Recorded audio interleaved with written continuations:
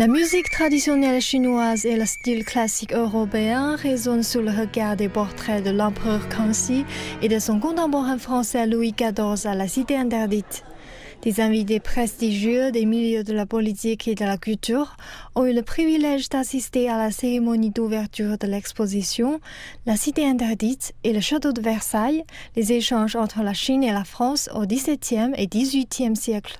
Ces événements sont porteurs de beaucoup de promesses pour l'avenir et de création culturelle, d'exposition et de liens renforcés qui renforcera probablement nos liens politiques. La semaine dernière, les pièces présentées, une centaine d'œuvres d'art et objets précieux français, sont arrivées à Beijing.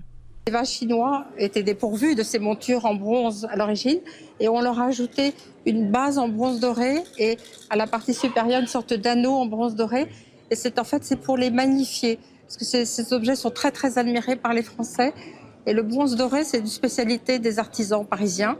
Et c'est pour donner encore plus d'importance à ces objets qu'on trouve très très beaux. C'est un grand luxe d'ajouter du bronze doré comme ça. L'appréciation de la culture et de l'art est réciproque entre la France et la Chine.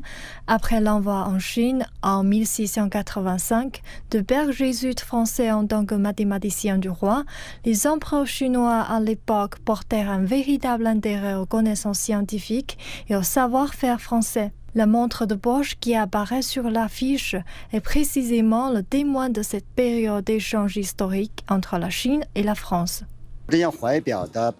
Sur le cadran de cette montre de poche, on peut voir le motif de la fleur de lys dorée symbolisant la royauté française. Derrière son cadran se cache un petit portrait. Le personnage représenté est le roi Louis XIV. Il s'agit très probablement d'un cadeau de Louis XIV à l'empereur Kangxi. On peut également dire que c'est une preuve physique importante de la rencontre et du respect mutuel des deux chefs d'État extrêmement importants à cette époque. L'exposition présente au total plus de 200 œuvres issues principalement des collections des deux musées. Jusqu'à fin juin, le public peut y découvrir les peintures, les instruments d'horlogerie, les vaisselles et arts de la table et explorer les liens diplomatiques, culturels et scientifiques d'ici entre la Chine et la France dès le règne de Louis XIV. Je pense que justement, c'est très important de voir comment il y a une continuité très forte. Ça nous rend en tout cas heureux de nous retrouver aussi dans un passé aussi lointain. Et ça confirme le fait qu'on doit continuer dans cette direction et que c'est très important pour l'enrichissement constant des cultures, des deux cultures actuelles. Je trouve d'abord que cette exposition est magnifique pour le rayonnement de nos deux pays. Moi, je regarde ça par le spectre de la gastronomie. Des dîners extraordinaires ont eu lieu à l'époque. Je pense que des grands dîners vont continuer à avoir lieu autour de ça.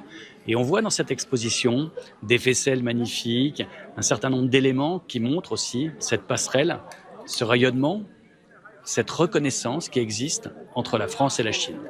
Dans le cadre de l'année sino-française du tourisme culturel, de grands événements culturels courent tout au long de l'année 2024 et cette exposition n'en est qu'une partie. L'orchestre de l'Opéra Royal du Château de Versailles a donné un concert lors de la cérémonie d'ouverture de l'exposition et est sur le point d'effectuer sa première tournée en Chine. 12 concerts dans 12 villes chinoises et ça permettra à un public chinois qui ne connaît pas bien la musique du XVIIe et du XVIIIe siècle européen de les entendre sur des instruments comme à l'époque, avec des cordes en boyau par exemple, et avec des chanteurs très particuliers, les contre-ténors, qui ne sont pas des voix symphoniques, mais des voix littéralement anciennes. Deux pays, deux palais, l'atmosphère des échanges sino-français atteint son apogée ici. C'est précisément dans le dialogue culturel que les gens voient ce qui est en commun et acceptent les différences.